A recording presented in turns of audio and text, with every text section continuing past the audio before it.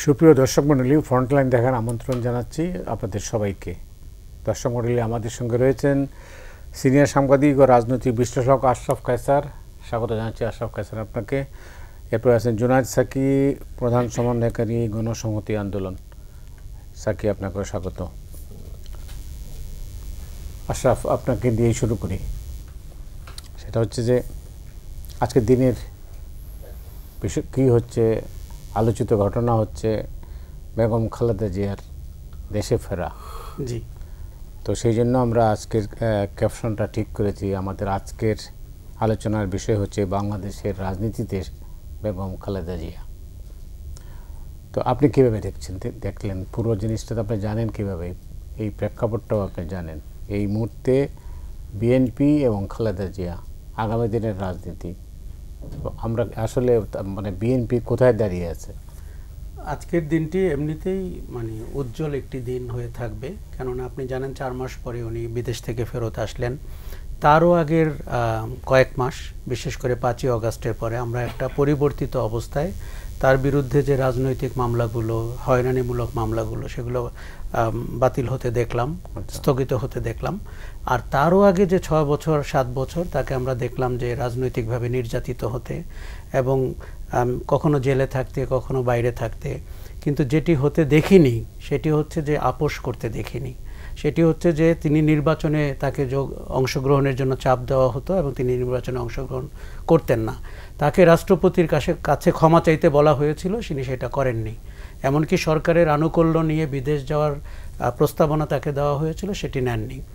আমরা যখন 90-এর দশকে আপোষের নেত্রী খালেদা জিয়ার উত্থান দেখতে পেলাম, যিনি গৃহবধূ থেকে রাজনৈতিক নেতৃত্বের পর্যায়ে এলেন এবং বিএনপির মতো একটি দলকে নেতৃত্ব দেওয়া শুরু করলেন।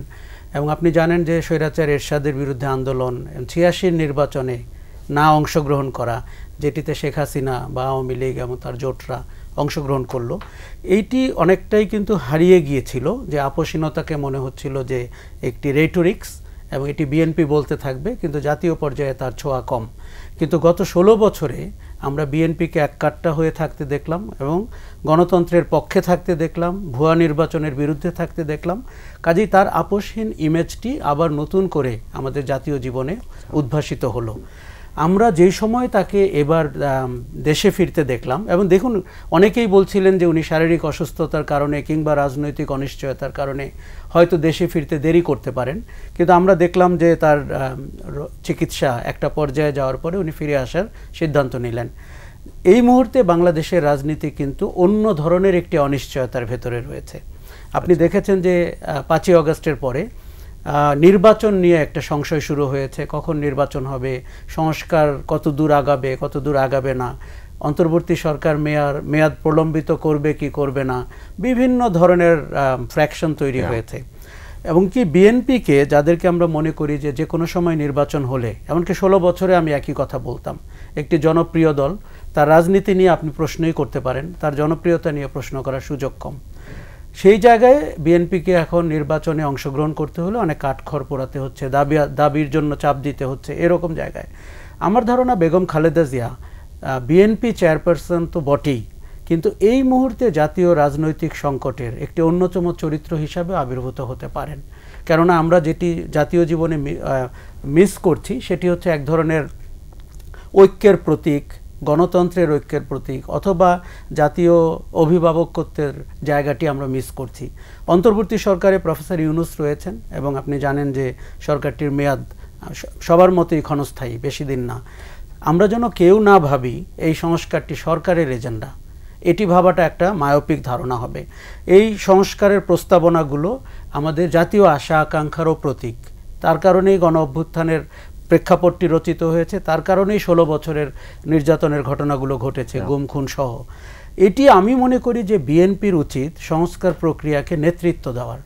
দেখুন, আজকে পশ্চিমা বিশ্ব অথবা ইউরোপিয়ান ইউনিয়ন সংস্কারের ব্যাপারে তাদের পূর্ণ সম্মতির কথা বলছে। এর থেকে আমাদের অনেক ভাল লাগবে বাংলাদেশের রাজনৈতিক পরিমণ্ডলে সংস্কারের মৌলিক সংস্কারগুলো। দেখুন, আপনি অনেক ধরনের সংস্কার প্রস্তাবনা বাজারে রয়েছে, সবগুলো যে আমাদের জাতীয় জীবনে খুব গুরুত্বপূর্ণ বা সবগুলো নিয়ে বিতর্ক হতে হবে বা চিন্তা করতে হবে তা কিন্তু না। কিন্তু যেই সংবিধানে স্বৈরতন্ত্রের বীজ রয়েছে এবং যেখানে মানুষের গণতান্ত্রিক অধিকারের জায়গা সংকুচিত হয়েছে সেরকম জায়গা, অথবা আগামীতে যারা সরকারে যাবেন তারা যেন ফ্যাসিবাদের কবলে না পড়েন, তারা যেন ব্যক্তি শাসনের কবলে না পড়েন, এরকম জায়গাগুলো আমি মনে করি বিএনপির মতো বড় দলের নিজেদের স্বার্থেই আগ বাড়িয়ে বলা উচিত। এখানে দড়ি টানাটানি করা, বিএনপি এতটুকু রাজি হলো এতটুকু হলো না, সংবাদটি বর্তমানে ওই জায়গায় রয়েছে। আমার ধারণা বেগম খালেদা জিয়ার প্রত্যাবর্তনের পরে বিএনপির রাজনীতিতে তো একটা নতুন সঞ্চারণ হবেই, জাতীয় রাজনীতিতেও হওয়া সম্ভব, এবং সরকার ব্যবস্থাপনা অথবা আমরা সংস্কার করে যে নির্বাচনে যেতে চাচ্ছি সেই জায়গাটিকে অনেক পরিষ্কার অবস্থানে দেখতে পেতে পারি। অনেক অনেক ধন্যবাদ। এবার শুনি রাজনীতিবিদ জুনায়েদ সাকি কিভাবে মূল্যায়ন করছেন। ধন্যবাদ আপনাকে। আমি আমার সহ-আলোচক সহ যারা দেখছেন সবাইকে সালাম জানাই, শুভেচ্ছা জানাই। আসসালামু আলাইকুম। বেগম খালেদা জিয়া রাজনীতিতে যখন প্রবেশ করেছেন তখন থেকে তিনি কিন্তু রাজনীতির অন্যতম প্রধান চরিত্র। মানে এটা প্রথম সমাবেশেই তিনি বাংলাদেশের রাজনীতির অন্যতম প্রধান চরিত্রে পরিণত হন। সম্ভবত এটা রাজশাহীর মাদ্রাসা মাঠে এই সমাবেশটি হয়েছিল, আমরা তখন রাজশাহী থাকতাম। ফলে সেটা যেভাবে আয়োজিত হয়েছে এবং পুরো শহর জুড়ে যে একটা পরিস্থিতি তৈরি হয়েছিল যেখানে বেগম খালেদা জিয়া আসছেন, সেইটার একটা স্মৃতি আমার মনে আছে। জি। তো সেই জায়গাটা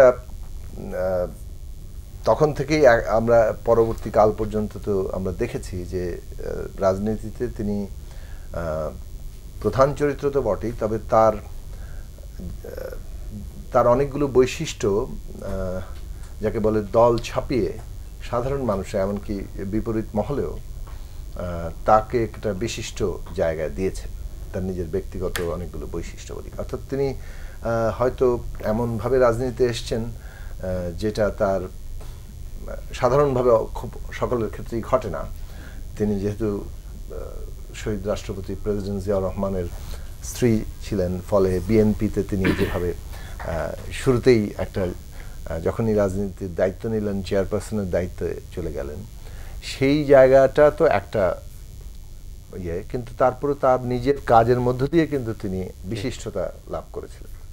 কেবলমাত্র যে পারিপার্শ্বিকতার কারণে যে সুযোগ পাওয়া তা নয়, সুযোগটা নিজে কাজে লাগানো এবং নিজের চরিত্র দিয়ে সেইটাকে বিশিষ্ট করে তোলা, সেই জায়গাটা তিনি করেছেন। বিশেষত স্বৈরাচারী এরশাদ বিরোধী আন্দোলনে তার যে একদম তার যে ভূমিকা, যেটা তাকে একটা বিশিষ্ট মর্যাদা দিয়েছে, সেই জায়গাটা সকলের মধ্যে তার জনপ্রিয়তা, তার গ্রহণযোগ্যতা তৈরি করেছে।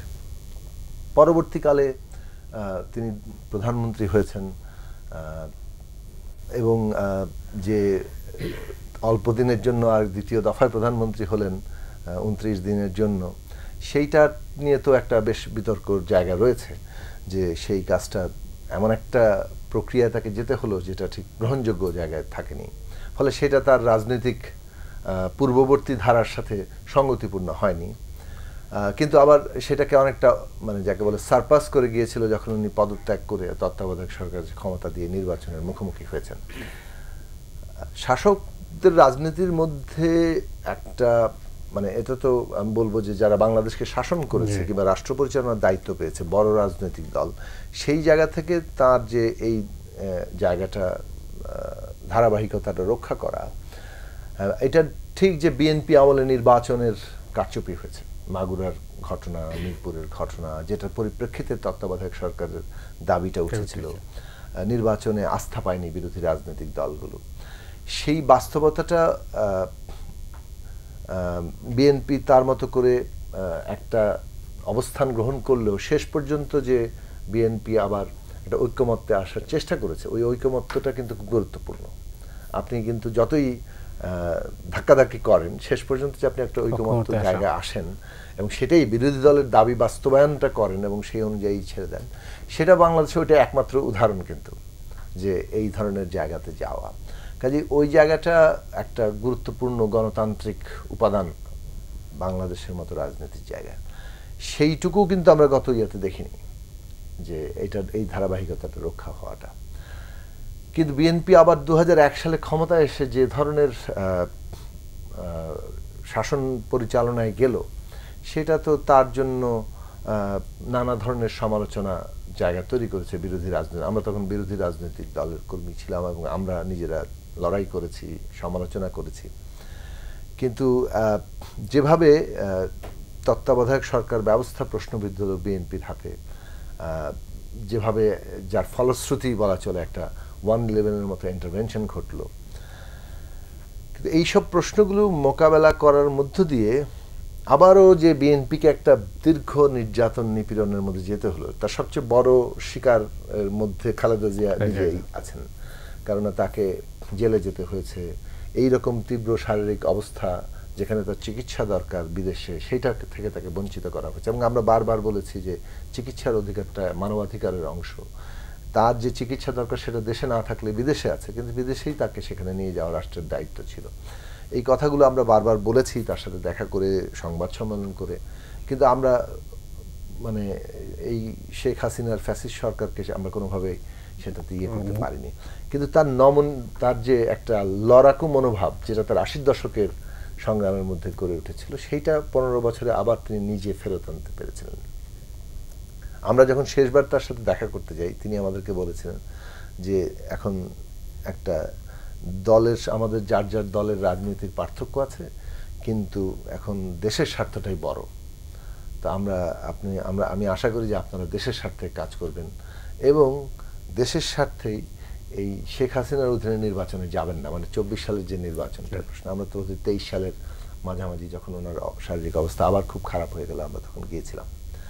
তো সেই জায়গা থেকেই বলবো যে ওই দৃঢ়তা, ওই ব্যক্তিত্বের জায়গাটা তার আমরা দেখেছি তার চরিত্রের মধ্যে, যেটা বাংলাদেশের মানুষ তাকে যাকে বলে তার মর্যাদা দিয়েছে কিংবা তাকে ওই কারণে ভালোবেসেছে। তো সেই জায়গাটাতে তিনি শেষ পর্যন্ত আছেন, সেটা একটা ভালো দিক এবং সেটাই আমাদের গুরুত্বপূর্ণ রাজনীতির একটা অংশ, যে বাংলাদেশে একটা বড় রাজনৈতিক দলের নেত্রী যিনি গণতন্ত্র কিংবা এই প্রশ্নে নানান ধরনের বিচ্যুতি সত্ত্বেও, অর্থাৎ তার দলের যে বিচ্যুতিগুলো আমরা দেখেছি বিভিন্ন সময়ে, তা সত্ত্বেও গণতন্ত্রের প্রশ্নে তিনি একটা দৃঢ়তা এবং একটা অবস্থান নিয়েছেন। এবং সেই কারণে এই যে তার তীব্র অসুস্থতা, এবং সেটা কতটা, এটা আমরা নিজেরা কয়েকবার মেডিকেল বোর্ডের কাছ থেকে শুনেছি, ফলে আমি এটাকে সিরিয়াসলি গুরুত্ব দিব যে তিনি আসলেই ভীষণ অসুস্থ এবং এমনকি জীবন মরণের সন্ধিক্ষণে ছিলেন বেশ কয়েকবার। সেই জায়গা থেকে তিনি আজকে বিদেশ গিয়েছেন, আরও আগে গেলে হয়তো আরেকটু দ্রুত আরও বেশি সুস্থতা লাভ করতেন। তিনি অনেকটা অপেক্ষাকৃত সুস্থ হয়ে যে দেশে ফিরেছেন, এটা নিঃসন্দেহে বাংলাদেশের রাজনীতিতে একটা ইতিবাচক ভূমিকা রাখবে। এটা 1 নম্বর। 2 নম্বর হচ্ছে যে, এবং ওটা ঠিকই বলেছেন আশরাফ কায়সার ভাই, যে এখন আমাদের অভিভাবক তুল্য অনেক মানুষই আছেন, কিন্তু এত বিপুল প্রভাব বিস্তারকারী মানুষ, যা তার ভূমিকার যদি অভিভাবক তুল্য জায়গায় যায়, যে কিভাবে একটা গণতান্ত্রিক উত্তরণ এখানে ঘটতে পারে, এবং সেইটা একটা উইজডম নিয়ে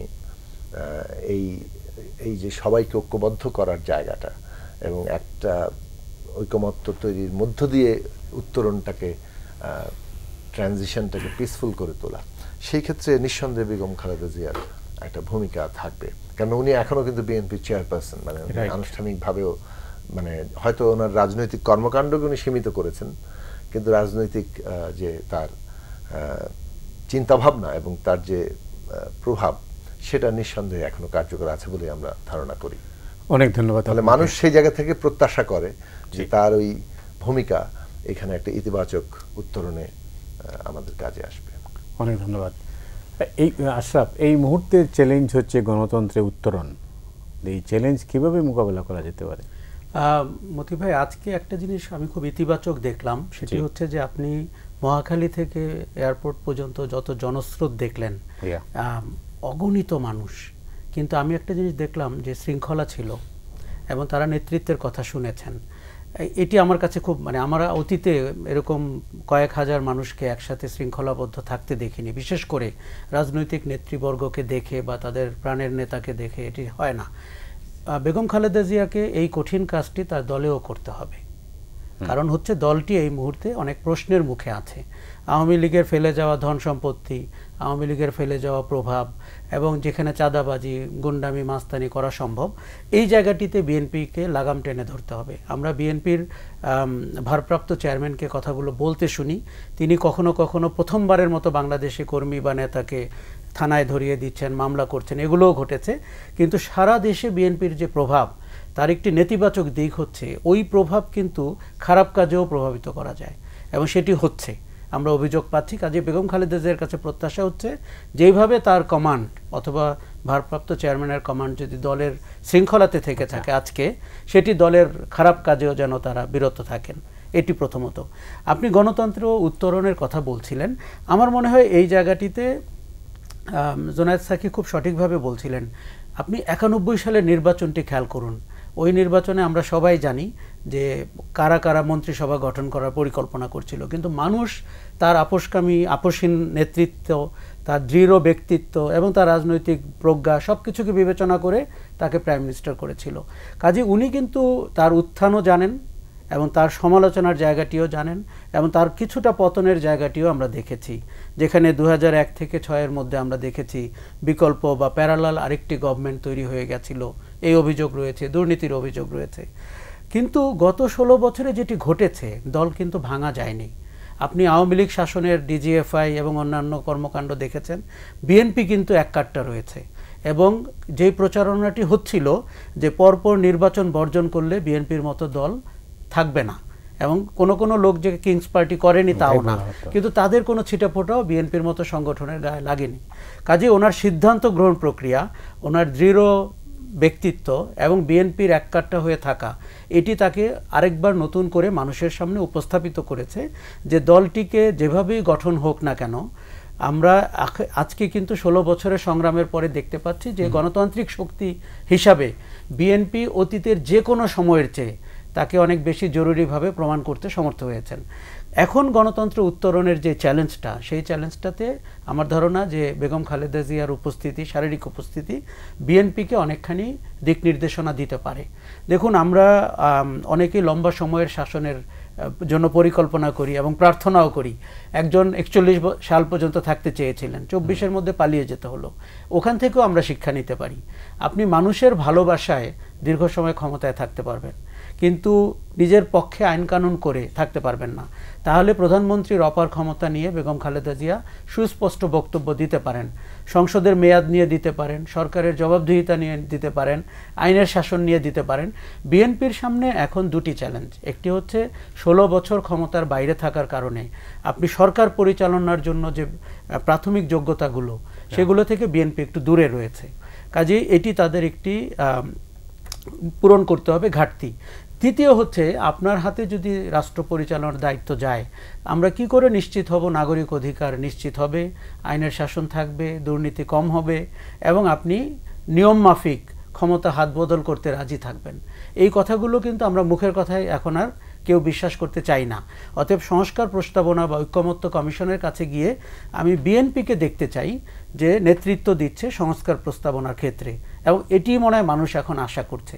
অন্য অনেক শক্তি অনেক বড় বড় কথা বলতে পারে, লম্বাচূড়া সংস্কারের কথা বলতে পারে, বাট মিনিংফুল হচ্ছে বিএনপি কি বলছে।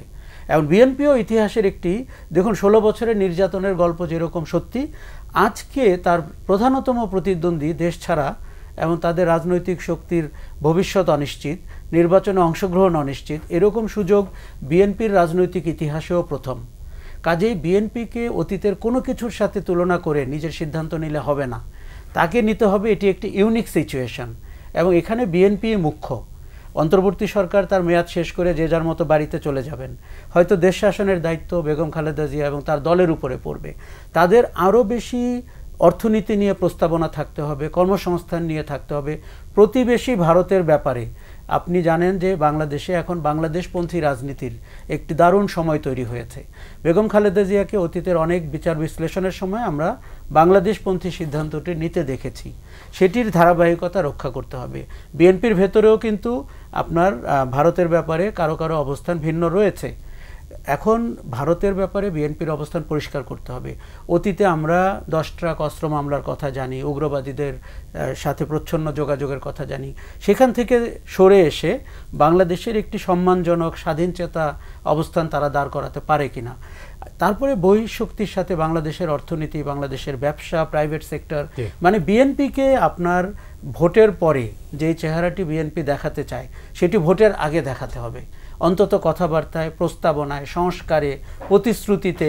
আমার ধারণা বেগম খালেদা জিয়ার যে প্রজ্ঞা, যে ব্যক্তিত্ব এবং তার যে রাজনৈতিক পাঠচক্র থেকে গড়ে ওঠা, এতে মানুষের একটা প্রত্যাশার জায়গা তৈরি হয়েছে। এবং আপনি আজকেও খেয়াল করবেন তার পরিমিতি বোধ। আমরা সমাজে অনেককে অনেক কথা বলতে শুনি অপ্রয়োজনে, সেই জায়গাটিতে আমার ধারণা উনি ইতিহাসের একটি অনন্য সময়ে অনন্য ভূমিকায় অবতীর্ণ হওয়ার অপেক্ষায়। অনেক ধন্যবাদ সাকি। আপনি যেটা আমরা সব কাছ থেকে শুনলাম, যেটা তিনি যেভাবে মূল্যায়ন করলেন, মানে বিএনপির দোষ ত্রুটি, বিএনপির তো অনেক ভুল ছিল, ভুল থেকে তারা কীভাবে শুধরিয়ে সামনে এগিয়েছে, এসব মিলে বাংলাদেশের রাজনীতি একটা বড় রাজনৈতিক দল হিসাবে বিএনপির কাছে আপনার প্রত্যাশা কি? দেখুন, আমরা তো রাজনীতি করি, ফলে আমরা আমাদের একটা দল আছে, আমাদের পজিশন আছে। সেই পজিশন থেকে তো বিএনপির আমরা অনেক ক্রিটিক্যাল অবস্থান আছে। বিএনপির সাথে আদর্শগত পার্থক্য থেকে শুরু করে আমাদের তার অর্থনৈতিক পলিসি, সামাজিক নীতি, এমনকি রাজনৈতিক নীতি, এগুলোতে তো আমাদের অনেকগুলো জায়গাতেই পার্থক্যের জায়গা আছে। কিন্তু আমরা আবার এক জায়গায় এসে গণতন্ত্রের জন্য লড়াইও করেছি একটা যুগপৎ ধারায় বিগত সময়ে। বিএনপি যেহেতু রাজনৈতিক দল হিসেবে অন্যতম বৃহৎ দল, এখন সর্ববৃহৎ দলই এখন তাদেরকে বলা যায়, সেই জায়গা থেকে ধরেন বিএনপির সামনে চ্যালেঞ্জটা একই সাথে আবার আমাদের পুরো দেশের এবং রাজনৈতিক পুরো প্রক্রিয়ার ভবিষ্যতের সাথে সম্পর্কিত হতে পারে। বিএনপিকে যে চ্যালেঞ্জ মোকাবেলা করতে হবে, বিএনপির সাফল্য ব্যর্থতা আমাদের দেশের ভবিষ্যৎ এবং আমাদের রাজনীতির ভবিষ্যতেরও অনেক ভাগ্য নির্ধারণ করবে। সেই দিক থেকে কয়েকটি কথা আমি ওনার সাথে একো করব। সেটা হচ্ছে যে, একটা হচ্ছে বিএনপির নিজস্ব অতীতের সাথে নিজের ফয়সালা। ধরুন, আমি যদি কেবলমাত্র সর্বশ্রেষ্ঠই ধরি 2001 থেকে 2006, এই যে দুর্নীতি লুটপাটের ব্যাপক অভিযোগ এসেছিল, বিরোধী দলের উপরে নির্যাতন মানে একটা চূড়ান্ত মানে মাত্রায় গেছে, হত্যাকাণ্ডের মতো ঘটনা ঘটেছে, গণতান্ত্রিক অধিকার হরণ হয়েছে, ক্রসফায়ার বিনা বিচারে হত্যার শুরু ঘটেছে, আপনার কি বলবো যে একটা নির্বাচন নিয়ে ব্যাপক সংশয় দেখা দিয়েছে, এমনকি তত্ত্বাবধায়ক ব্যবস্থাকে প্রভাবিত করার একটা মানে অ্যাটেম্পট বিএনপির দিক থেকে নেওয়া হয়েছিল বলে অভিযোগ ছিল। তো এই সব কিছু কিন্তু একটা বড় রাজনৈতিক সংকটের জন্ম দিয়েছিল, যেটা আপনার কোট আনকোট 111 গভর্নমেন্টকে, ওই 11 জানুয়ারির সরকারকে নিয়ে এসেছিল। আমি কথাগুলো বলছি যে বিএনপিকে এর সাথে কিন্তু ফয়সালা করতে হবে। তার পরিণতি যে গত 15 বছরে বিএনপিকে ভোগ করতে হয়েছে, তার লক্ষ লক্ষ নেতা কর্মীকে মামলা, হামলা, হয়রানি, শত শত হাজার হাজার কর্মীরা গুম হয়েছেন, খুন হয়ে গেছেন, ক্রসফায়ার হয়ে গেছেন, এবং আপনার সর্বশেষ তাদের প্রধান নেতা মানে বেগম খালেদা জিয়া কি ধরনের পরিস্থিতির মুখোমুখি হলেন। ভারপ্রাপ্ত চেয়ারপারসন তারেক রহমান দেশেই আসতে পারলেন না। আজকে তার স্ত্রী এত বছর পরে প্রথমবারের মতো মানে দেশে আসলেন। এই বিষয়গুলো কিন্তু তাদের একটা অভিজ্ঞতার মধ্যে দিয়ে এখন তারা এখান থেকে কোন জায়গায় পৌঁছাবেন, কি জায়গায় যাবেন। এটা ঠিক যে যখন আমরা 22-23 সালে আমরা যখন যুগপৎ আন্দোলনের কথা বলছিলাম, তখন কিন্তু আমরা এই পরিপ্রেক্ষিতে বলছিলাম যে বাংলাদেশের এই সংকট কিন্তু এই চক্রটাকে তৈরি করছে, যে আপনি নির্যাতনের মুখোমুখি, আপনি ক্ষমতা পেলে আবার আপনি পাল্টা প্রতিশোধের জায়গায় যাবেন, এবং এইটা ব্রেক করে যাওয়াটা আমাদের সামনে এখন চ্যালেঞ্জ। বিএনপি সেই চ্যালেঞ্জ মোকাবেলা করবে কিনা। মানে এই যে রাজনৈতিক সংকটের উদ্ভবটা ঘটেছিল এবং তার পরিণতি একটা ফ্যাসিস্ট সরকার আসলো এবং তাদের যে অত্যাচার, নিপীড়ন, আমরা যে এই কাঠামোটাকে বহাল রাখলে তো আর বাংলাদেশ এগোবে না, সুষ্ঠু নির্বাচনও হবে না, আমাদের পক্ষে একটা গণতান্ত্রিক ব্যবস্থায় ফেরাও সম্ভব হবে না। তো গণতান্ত্রিক ব্যবস্থা প্রতিষ্ঠা করতে হলে সেটা গণতান্ত্রিক ব্যবস্থাই করতে হবে, নামে না, কেবল স্লোগানে না, এফেক্টিভলি। এবং সেইটা করতে গেলেই বিদ্যমান যে বন্দোবস্ত এটা বদলাতে হবে। এই বন্দোবস্তের মধ্যে মানে এই ক্ষমতার কাঠামোটা স্বৈরাচারী, সেটাকে কাজে লাগিয়ে এটাকে ফ্যাসিস্ট একটা ক্ষমতায়, কর্তৃত্ববাদী ক্ষমতায় রূপান্তরিত করা হয়েছিল। এবং ওই কারণে বিএনপির চ্যালেঞ্জ যেমন তার নিজের অতীত শাসন, তেমনি আবার 15 বছরের শেখ হাসিনার শাসন। কিন্তু এটা শেষ করি আমি একটা কথা, 15 বছরের শেখ হাসিনার শাসনটা মানে এটা কোথায় নিয়ে যায়? ধরেন আপনি ভাবতে পারেন যে সমস্ত কিছু আপনি নিয়ন্ত্রণ করে ক্ষমতা চিরস্থায়ী করে ফেলবেন, এটা কিন্তু শেখ হাসিনা ভেবেছিল। ওই যে আমরা বহুবার আপনার এখানে টক শোতে বলেছি, লক্ষিন্দরের বাসা ইয়ের মতো, ফুটোর গল্পের মতো, যে সব ফুটো বন্ধ করে দেবে যাতে কোনোভাবে সাপ ঢুকতে না পারে। কিন্তু বেসিক্যালি ফুটো আপনি বন্ধ করা যায় না, এবং মানে মানুষের স্রোত যখন নামে সে তখন সবকিছু ভেঙে চুরে নেমে যায়। তো অত বড় মানে প্রতাপশালী একটা বেপরোয়া রাষ্ট্র ব্যবস্থাকে কাজে লাগানো হয়েছিল, রাষ্ট্র ব্যবস্থার দিয়ে মানে পুরোপুরি মানুষ দমনে কাজে লাগানো হচ্ছে, খুন করা হয়েছে। এই সব কিছু অতিক্রম করে যখন তাকে পালিয়ে যেতে হলো শেখ হাসিনাকে, এই পরিণতিটাও কিন্তু একটা গুরুত্বপূর্ণ বাংলাদেশের ইতিহাসের অংশ। কাজে এই দুই জায়গাতে একটা বড় রাজনৈতিক দলকে নিজেকে কিভাবে নতুন করে সময়ের উপযোগী করতে হয়, সেই চ্যালেঞ্জটা কিন্তু বিএনপির সামনে। বিএনপি সেটা যত দক্ষতার সাথে যোগ্যতার সাথে দিতে পারবে সেটার উপরে তাদের ভবিষ্যৎ নির্ভর করবে। আমরা যেটা মানুষ এটা প্রত্যাশা করে, কেননা গণতান্ত্রিক প্রক্রিয়ার মধ্য দিয়েই যাতে এই আর কারো অন্য এই ধরনের পরিণতি না হয় সেটা কিন্তু মানুষ প্রত্যাশা করে। ফলে বিএনপির কাছে তো প্রত্যাশা মানুষের নিশ্চয়ই আছে। কিন্তু বর্তমানে আমরা যেটা দেখতে পাচ্ছি যে এই যে কন্ট্রোলটা বিএনপির দিক থেকে গ্রাসরুট পর্যন্ত রাখা যাচ্ছে না। আমি জানি না এই প্রশ্নে আমি আলোচনাটা করতে চাই যে নতুন বন্দোবস্ত আমরা কেন বলছি, কেন বিএনপির মতো দল তলায় কন্ট্রোল করতে পারে না। আপনি যদি বাংলাদেশের মোটামুটি মানে স্ট্রাকচারটা দেখেন, তলা পর্যন্ত গেলে এটা তো একমাত্র রেজিমেন্টেড সোসাইটিতে সম্ভব না, খুব রেজিমেন্টেড না। আপনি দেখেন পুরোটাই হচ্ছে অর্থনৈতিক দিক থেকে একটা পেট্রন ক্লায়েন্ট সোসাইটি। মানে আপনি রাষ্ট্র ক্ষমতার বলে অনেক লোকজনের আপনি ম্যানেজমেন্ট করেন, নানান ধরনের সুবিধা দেন। আপনি রাস্তায় ধরেন, আমি একটা উদাহরণ দিই, রাস্তায় যদি একটা রাস্তায় 50 জন হকার বসে, ওই 50 জনই কেন বসবে, অন্য 50 জন এসে মারামারি করবে না কেন? এটা করে কারণ এটা একটা ব্যবস্থাপনা কেউ না কেউ দেখছে। কে দেখছে? সরকারি পার্টি, এবং সরকারি পার্টি পুলিশের সহযোগিতায় এই ব্যবস্থাপনাটা দেখে।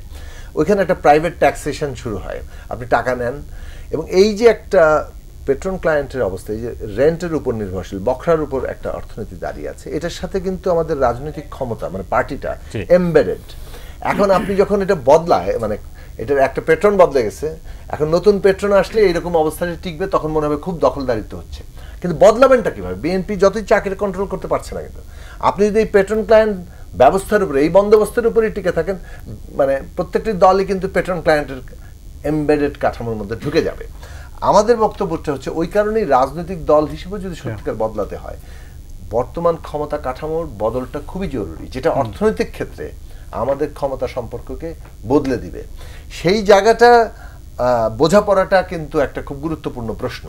এই গুরুত্বপূর্ণ প্রশ্নের চ্যালেঞ্জে কিন্তু আগামী দিনের ভবিষ্যৎ রাজনীতির দিশা ঠিক করবে বলে। অনেক ধন্যবাদ। জুনায়েদ সাকি আগেই কিন্তু ফয়সালা চাচ্ছেন, সেটা কিভাবে সম্ভব?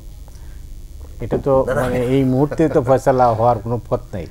আমার মতে আগেই ফয়সালা, ঠিক আছে আপনি বলেন। আমার মতে মতি ভাই, বিএনপির মূল প্রতিদ্বন্দ্বিতা এখন বিএনপির সাথে। কেন? বাজারে অন্য শক্তি নাই, এবং আমরা অতীতের রেফারেন্সগুলো কালো, আমরা ওই পথে আর হাঁটতে চাই না। আমরা একটি নতুন রাজনৈতিক সম্ভাবনা দেখতে পাই, এবং সেখানে নতুন বন্দোবস্তটি শুধুমাত্র জনগণ এবং শাসকের বা রাজনৈতিক দলের সাথে না, দলের ভেতরেও। আপনি যদি এখন গত 9 মাসে 5ই অগাস্টের পরে রাজনৈতিক দল, বিশেষ করে বিএনপির ধরেন, ভেতরের কি সংস্কার হয়েছে আমাকে জিজ্ঞেস করেন, আমি বলবো কিছুই হয়নি। কেননা সেটাতে আমরা কোনো তৎপরতা দেখিনি। আমরা দেখতে পেয়েছি যে তাদের যে ভেতরের যে চর্চা অনেকটা অগণতান্ত্রিক, অস্বচ্ছ এবং অগ্রহণযোগ্য, সেগুলো নিয়ে তারা ঝাঁপিয়ে পড়েছেন। মাঠ খালি হয়ে গেছে, তারা এসেছেন। এখন বিএনপিকে যদি লং টার্মে চিন্তা করতে হয়, তার দলকে আগে গোছাতে হবে, তার দলের রাজনীতি ঠিক করতে হবে। মানে কোনটি রাজনীতি, কোনটি অপরাজনীতি। না, কিছুটা ডিসিপ্লিন তো আসছে না, আমি তো নিজেই উদাহরণ বললাম, সেগুলো কিন্তু আমাদেরকে উজ্জীবিত করে। কিন্তু আপনি যদি পুরো বাংলাদেশের চিত্র দেখেন, সেখানে ওটি হয়তো 2টি বা 4টি উদাহরণ। দেশের পরিস্থিতি বেশ খারাপ বিএনপির ব্যাপারে। আরেকটি হচ্ছে যে ধরেন বিএনপির রাজনৈতিক পরিচয় এখন সব কিছু ছাপিয়ে আবার বাজারে আসছে, প্রশাসনে আসছে, মিডিয়াতে আসছে, সব অঙ্গনেই। যে আমি বিএনপি করি কিনা, কিন্তু বিএনপিকে বুঝতে হবে যে মেধাভিত্তিক একটি প্রতিস্থাপনের জায়গায় বিএনপি কমিটেড কিনা। ধরুন কোনো সংবাদপত্রের সম্পাদক হয়তো পালিয়ে গেছেন, এখন নতুন সম্পাদকটি বিএনপির, এটি অলিগার্করা চেয়েছেন, মালিকরা চেয়েছেন, কিন্তু সেটি কি বিএনপির নাম ভালো করলো না খারাপ করলো, এই প্রশ্নের উত্তর বিএনপিকেই খুঁজতে হবে। দেখুন, সমালোচককে গুলি করে লাভ নেই, আমরা হয়তো আপনার চোখটি খুলে দেওয়ার চেষ্টা করছি। কাজেই ইতিহাস কিন্তু আপনাকে 2025-এর জন্য বিবেচনা করবে। সেই 25-এ যদি দেখা যায় যে আওয়ামী লীগের মতোই রাজনৈতিক পরিচয়ে বিএনপির লোকরা সমাজের বিভিন্ন জায়গায় ছড়িয়ে গেছে, অনিয়ম করেছে, দুর্নীতি করেছে, টাকা খেয়েছে। দেখুন, রাজনীতির করতে হলে বা ক্ষমতায় যেতে হলে এর কোনোটাই আপনার প্রয়োজন নাই। 5ই আগস্ট আমাদেরকে শিখিয়েছে আপনি মানুষের শক্তিতে ভরসা রাখবেন, আর বিকল্প সব বন্দোবস্ত কিন্তু ক্ষণস্থায়ী। কাজেই বিএনপিকে নতুন আলোতে বিএনপির রাজনৈতিক পরিচয়, বিএনপির সাংগঠনিক ব্যবহার এবং বিএনপির ভবিষ্যৎ নেতৃত্বকে দেখার সুযোগ রয়েছে। এই সুযোগটি আমি বলবো যে বেগম খালেদা জিয়ার যে নেতৃত্ব এবং তার প্রতি যে অকুণ্ঠ সমর্থন দলের ভেতরে এবং বাইরে, এটি বিএনপি আমার মনে হয় চর্চা করার সুযোগ রয়েছে। গত অনেক বছর উনি অসুস্থ ছিলেন, কারাবন্দী ছিলেন, শারীরিকভাবেও অক্ষম ছিলেন, কিন্তু আমার আজকে দেখে মনে হয়েছে উনি যেভাবে হেঁটে তার ঘরে ঢুকছিলেন, হুইল চেয়ারে না, আমাকে আশাবাদী করেছে। এবং আমরা জানি অনুকূল রাজনৈতিক পরিস্থিতিতে রাজনীতিবিদরা অনেক সুস্থ, মানসিকভাবে অনেক সুস্থ অনুভব করেন। এটির একটি প্রতিদান যেন আমরা বাংলাদেশের রাজনীতিতে এবং সরকার ব্যবস্থাপনায় পাই। আরেকটি জিনিস হচ্ছে যে ধরেন তারেক রহমান, আমি শিওর যে তার নেতৃত্ব সংগঠন তো অনেকভাবেই চাচ্ছে এবং গত কয়েক বছর, অনেক বছর বলবো, তার নেতৃত্বেই দলটি পরিচালিত হয়েছে, কিন্তু তার শাসন করার ক্ষমতা বা রাষ্ট্রনায়কোচিত বা স্টেটসম্যানশিপ ক্ষমতার জায়গাটি বাংলাদেশ এখনও দেখতে পাইনি। এই জায়গাটিও দাঁড় করাতে হবে এবং সেটি নির্বাচনের আগেই করতে হবে। বিএনপিকে একটি প্রশ্নের উত্তর দিতে হবে যে আগামী নির্বাচনে তার প্রার্থীকে, প্রধানমন্ত্রী ক্যান্ডিডেটকে। আমি শিওর যে এতদিন পর্যন্ত তো জানি তারেক রহমান বটেই, এখন বেগম খালেদা জিয়া কতটুকু সুস্থ হবেন, উনি কতটুকু দলীয় রাজনীতির জন্য নিজেকে প্রস্তুত করবেন, কতটুকু জাতীয় রাজনীতির জন্য করবেন। আপনি দেখুন, বাংলাদেশ এখন একটা নেভিগেশনলেস কান্ট্রি, যার নেতৃত্ব, যার নেভিগেশনটা পরিষ্কার না। আমরা অনেক সম্ভাবনা দেখতে পাচ্ছি, কিন্তু সেই সম্ভাবনাটি কোন নাবিক এই জাহাজটিকে তীরে ভেরাতে পারেন। আমার ধারণা বিএনপির যেহেতু অনেক বেশি নির্যাতন হয়েছে, সেটিও মানে দেখার মতো ছিল না, এত ভয়ঙ্কর। আবার এমন অপরচুনিটি তৈরি হয়েছে, এটিও আপনি যদি সঠিকভাবে ব্যবহার না করতে পারেন, ইতিহাস সেই নোটটিও নিবে। কাজেই বেগম খালেদা জিয়ার উচিত হবে সংগঠনের দিকে তাকানো, জাতীয় রাজনৈতিক ইস্যুগুলোতে তার মন্তব্য করা এবং আগামী নির্বাচন কিংবা শাসন নিয়ে জনগণকে আশ্বস্ত করা। বন্দোবস্তির জায়গাটা কিন্তু আপনি আশ্বস্ত করার ভেতর দিয়েও তৈরি হতে পারে। কেননা আমরা অতীতের কথা বারবার বলতে চাই না, তাও 2001 থেকে 6-এর ভেতরে যে অনিয়মগুলো ঘটেছে এবং তার পরবর্তীতে আমি নিশ্চিতভাবে মনে করি বিএনপিরও নিশ্চয়ই রিয়ালাইজেশন আছে 16-17 বছর তাদেরকে কেন এত নির্যাতনের ভিতরে যেতে হয়েছে। একটি তো হচ্ছে অগণতান্ত্রিক শাসকের নির্যাতন, আরেকটি হচ্ছে তারা নিজেরা কতটা দায়ী ওই পরিস্থিতির জন্য। এই যে তত্ত্বাবধায়ক ব্যবস্থা নিয়ে আমরা পরবর্তীতে এত কথা বললাম, কেন বিএনপিকে অন্তত 2টি বছরে ওই তত্ত্বাবধায়ক ব্যবস্থা নষ্ট করার ক্ষেত্রে অবদান রাখতে হলো, সেটি যদি আমরা 95-96-এ দেখি কিংবা 2006-এ দেখি, এই দায়িত্বগুলো যখন কোনো রাজনীতিবিদ বলবেন, তখন আপনি বুঝতে পারবেন উনি জবাবদিহিমূলক আচরণের পক্ষে দাঁড়িয়েছেন। এবং তারপরে যদি তিনি আইনের শাসনের কথা বলেন, তাহলে আমাদের কাছে গ্রহণযোগ্য মনে হবে। কিন্তু বর্তমান সময়ে আজকে আমরা যখন কথা বলছি, বিএনপির রাজনৈতিক পরিচয়ে যারা সুবিধা নিচ্ছেন, আমি নিশ্চিতভাবে বলতে পারি তারা বিএনপির রাজনীতির খুব কাছের মানুষ না। তারা সবসময় সুবিধাবাদী এবং তারা কোনো না কোনো রাজনৈতিক প্ল্যাটফর্মকে ব্যবহার করেন।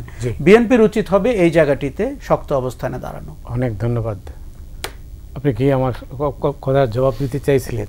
না, আমি যেটা বলতে চাইছিলাম যে আমরা আগেই ফয়সালা চাচ্ছি, ব্যাপারটা এভাবে মোটেই ঠিক না। মানে ফয়সালা তো আসলে এটা আসলে অ্যাপ্রোচের উপর নির্ভর করে। আমরা যে সংস্কার প্রক্রিয়ার মধ্যে আছি, সেইখানে আপনি কি কি অবস্থান নিচ্ছেন সেটার উপর নির্ভর করে।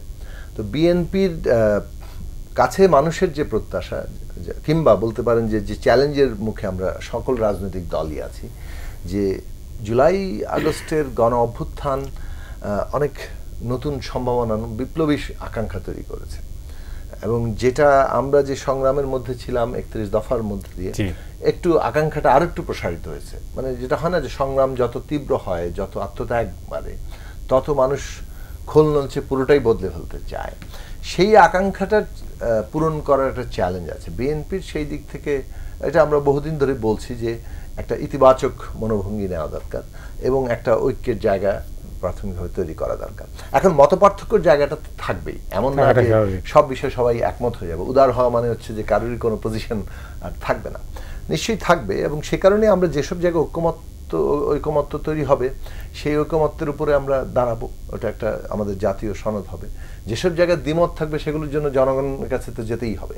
তো এই পুরো প্রক্রিয়াটাকে সম্পূর্ণ করে নিয়ে যাওয়া এবং মানুষের কাছে ওই আস্থার জায়গাটা তৈরি করা যে আমরা অভ্যুত্থান পরবর্তী যে মানুষের আকাঙ্ক্ষা, সেইটা অন্তর্বর্তী সরকার যতটুকু পর্যন্ত ধারণ করতে পারছে, তারাও অনেক ক্ষেত্রে মানে পুরোপুরি সফল হতে পারেনি, কারণ মানুষের আকাঙ্ক্ষা আরো অনেক জায়গা আছে। কিন্তু ওই আকাঙ্ক্ষাটা পূরণ করার যে একটা ইচ্ছা কিংবা অ্যাটেম্পট, সেটা তারা যতটুকু পারছে আমরা ধারাবাহিকতাটা রক্ষা করব এবং এইটাকে আসলে একটা পূর্ণতা দেওয়ার জায়গায় নিয়ে যেতে চাইবো, সেই জায়গাটা। এবং সবচেয়ে বড় কথা হচ্ছে বাংলাদেশে গণতান্ত্রিক রাজনীতি এবং তার মধ্যে দিয়ে বিরোধী দল ছাড়া তো কোনো গণতান্ত্রিক রাজনীতি না। বিরোধী দল দাঁড়ানোর যে বাস্তবতা এবং পরিবেশ, সেইটা আসলে কিভাবে তারা মেনটেন করবে, এইটা খুব গুরুত্বপূর্ণ। কারণ বাংলাদেশের আগামী আন্দোলন সংগ্রাম কিংবা গণতন্ত্রের মূল জায়গাটা আগামী দিনে বিরোধী দল কতটা আন্দোলন সংগ্রাম করতে পারে, কতটা সক্রিয় ভিজিল্যান্ট থাকতে পারে সরকারের ভূমিকার, বিভিন্ন ভূমিকার প্রশ্নে, বিশেষত নেতিবাচক ভূমিকার বিরোধিতা কতটা করতে পারে, সেইটাই কিন্তু একটা দেশে গণতান্ত্রিক ব্যবস্থা কার্যকর আছে কিনা তার ব্যবহারিক প্রমাণ হবে। এখন আপনি থিওরিটিক্যালি অনেক কিছু লিখে রাখলেন, প্র্যাকটিক্যালিতে যে পরীক্ষাটা তো ওখানে হবে যে আসলে মানে বাস্তবটা কি রকম আছে। এবং সেইখানে ভিজিলেন্স ছাড়া, যেমন আমরা সংবাদ মাধ্যমেও, মানে যদি এইটা গণমাধ্যমের স্বাধীনতার কথা বলা হয়, কিন্তু গণমাধ্যমের স্বাধীনতাও আসলে অ্যাকচুয়ালি একটা ভিজিলেন্ট ডেমোক্রেসির মধ্যেই সম্ভব। তো ওইভাবে বিরোধী দল যদি সক্রিয় থাকতে না পারে তাহলে আমরা গণতান্ত্রিক প্রক্রিয়াটা শক্তিশালী করতে পারবো না। সেই অ্যাটিটিউডটাও সামনের দিনে বদলানোটা, এবং এইটা বদলানো মানে হচ্ছে নিজের দলকে আসলে বদলানো। কারণ নিজের দলের অ্যাটিটিউড না বদলালে আপনি তো এটা কেবলমাত্র আইন দিয়ে, কেন্দ্র থেকে নির্দেশ দিয়ে এটা করতে পারবেন না। ফলে ওই জায়গাটা বাংলাদেশে এখন সবচেয়ে বড় মানুষ দেখতে চায়। সেই দেখতে চাওয়ার জায়গাটাতে বিএনপি কি ভূমিকা নেবে, এবং সবচেয়ে বড় কথা হচ্ছে বেগম খালেদা জিয়ার যে ব্যক্তিত্ব এবং বিএনপিতে তার যে প্রভাব, মানে তার কথাকে যেভাবে যে সেটা যে প্রভাব বিস্তার করে, এইটাকে কাজে লাগে।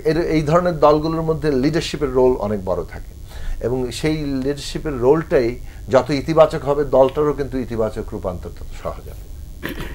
অনেক ধন্যবাদ। এই মুহূর্তের সংকটটা কি আসলে? আমাদের এই মুহূর্তের একটি রাজনৈতিক ঐক্যমত্যের সংকট। কেননা আমরা যারা ফ্যাসিবাদ বিরোধী প্ল্যাটফর্ম বলছি, তাদের ভেতরে আবার অনেক ধরনের মতভেদ তৈরি হয়েছে। তাদের ভেতরে আগামী শাসনতন্ত্র নিয়ে অনেক ধরনের প্রস্তাবনা এসছে, এবং আমি বলবো যে বড় আকারে মতভেদ অত না থাকলেও স্পেসিফিক অনেক জায়গাগুলোতে মতভেদ রয়েছে। কাজেই এই মুহূর্তের সংকট হচ্ছে একটি রাজনৈতিক ঐক্যমত্যের সংকট, এবং সেখান থেকে নির্বাচনের দিকে যাওয়া এবং কি ধরনের সংস্কারগুলো করে নির্বাচনে যাওয়া যাবে সেটি। আপনি যদি আরেকটু দেখেন, সংস্কার ছাড়াও নির্বাচনের দিন তারিখ নিয়ে একটি 4টি কথা আছে। এনসিপি একরকম চাচ্ছে, জামাত ইসলামী একরকম চাচ্ছে, বিএনপি একরকম, সরকার একরকম। কাজেই তাদের মধ্যে দূরত্ব কিন্তু 6 মাসের, ডিসেম্বর থেকে জুনের দূরত্ব। এখন ইতিহাসের বিচারে আমরা কিন্তু 16 বছর অন্ধকারে ছিলাম, কাজে 6 মাস কিন্তু খুব বড় দূরত্ব না। আমরা যদি সবাই কালকে মেনে নেই যে ঠিক আছে আমরা জুনেই ইলেকশন করব অথবা এপ্রিলেই করব, তাহলেও কিন্তু একটা স্বস্তি আসবে বাজারে এবং অর্থনীতিতে এবং জনমনে। এইরকম মোটা দাগের বেশ কয়েকটি সিদ্ধান্ত এই মুহূর্তের সংকট। কেননা একটা জনগোষ্ঠীকে অস্থির রাখা, হতাশায় রাখা, অনিশ্চয়তায় রাখা, এটা কোনো ভালো রাজনীতি নয়। কি জাতীয় ঐক্যমত্য কমিশনের কোনো ভূমিকা আছে? আমার মনে হয় ঐক্যমত্য কমিশনের আছে, কেননা ঐক্যমত্য কমিশন হচ্ছে অনুঘটক। কাজে তারা যদি 4টি ফোর্সকে ডাকে, 5টি ফোর্স, দেখুন সবাইকে ডেকেছে, কথা বলেছে, এখন তাদের শর্ট লিস্ট করে বড় দলগুলোকে ডেকে বলতে হবে যে আমরা এই প্রস্তাবনার মধ্যে আপনারা একমত কিনা। এবং আমার ধারণা একটু প্ররোচিত করতে হবে একমত হতে, কেননা অনেকেই তো অনেক অবস্থান নিতে পারেন, কিন্তু আমরা যেন 16 বছর মনে রাখি, 36 দিন মনে রাখি এবং আগামীর সম্ভাবনা মনে রেখে ঐক্যমত্যের জায়গাটিতে ফেরত যাই। আমার ধারণা যে বেগম খালেদা জিয়ার কাছে মানুষের প্রত্যাশা কিন্তু ঠিক জোনায়েদ সাকি যেমনটি বলছিলেন গণ অভ্যুত্থানের উপরে প্রত্যাশা, সেই রকম প্রত্যাশা, এবং তাকে অনেকবার ক্ষমতায় দেখা গেছে, দল পরিচালনায় দেখা গেছে, সাধারণ গৃহবধূ থেকে দলের শীর্ষ নেতৃত্বে দেখা গেছে। তার প্রতি মানুষের আস্থা কিন্তু অটুট, দলের ভেতরে তার কর্তৃত্ব কিন্তু প্রবল। কাজে এই জায়গাগুলো উনি যদি মানে তার যে সফট পাওয়ার সেটিকে ব্যবহার করে আমার ধারণা অন্তর্বর্তী সরকার, রাজনৈতিক দলগুলোর মিলিত যে শক্তি তৈরি হবে সেটিকে উনি অনেকভাবেই নেতৃত্ব দিতে পারবেন, প্রভাবিত করতে পারবেন। অনেক ধন্যবাদ। আমি যেটা বলছিলাম যে আশরাফ কায়সার যেটা জবাব দিয়েছেন জাতীয় ঐক্যমত্য কমিশন, এই যে আজকের যে 4-5টা বিষয়ে বলছেন যে এখানে ঐক্য হওয়া দরকার, তো এই কমিশন কি কোনো ভূমিকা রাখতে পারে? অবশ্যই, মানে কমিশনের ভূমিকা তো ধরেন আছে বলেই তো কমিশন ঐকমত্যের আলোচনা চালিয়ে যাচ্ছে।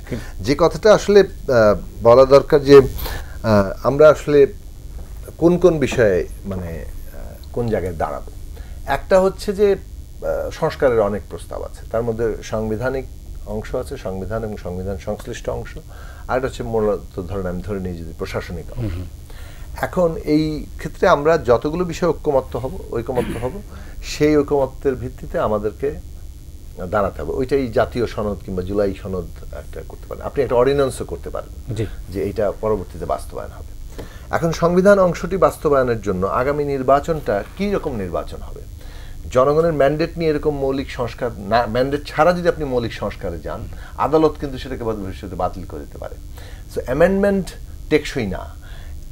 জনগণের এইরকম একটি আকাঙ্ক্ষা মৌলিক সংস্কার, এটা জনগণের ম্যান্ডেট নিয়ে করলেই সেটা টেকসই হবে, আদালত সেটাকে বাতিল করতে পারবে। ফলে পরবর্তী নির্বাচনটা সংবিধান সংস্কার সভার নির্বাচন হিসেবেই আমাদের একমত হওয়ার জায়গাটাতে তৈরি করা দরকার। অন্তর্বর্তী সরকার চাইলে কিন্তু যে সমস্ত সংবিধান সংশ্লিষ্ট জিনিসের বাইরে যা আছে সেগুলো কিন্তু তারা এখন নির্বাহী আদেশেই করতে পারে। ফলে এইসব প্রশ্নগুলোতে আমরা যদি ঐক্যমত্য হই তাহলে নির্বাচনের তারিখ নির্ধারণ করাটা তো একটা সময়ের ব্যাপার মাত্র। অনেক ধন্যবাদ আপনাকে জুনায়েদ সাকি, আশরাফ কায়সার, আপনাকেও ধন্যবাদ। হাতে একদমই সময় নেই, না হলে হয়তো আলোচনা করা যেতে পারে। অনেক অনেক ধন্যবাদ দর্শক মণ্ডলী, আপনারা যারা এই অনুষ্ঠান দেখলেন আপনাদের সবাইকে ধন্যবাদ জানিয়ে আবারও শেষ করছি।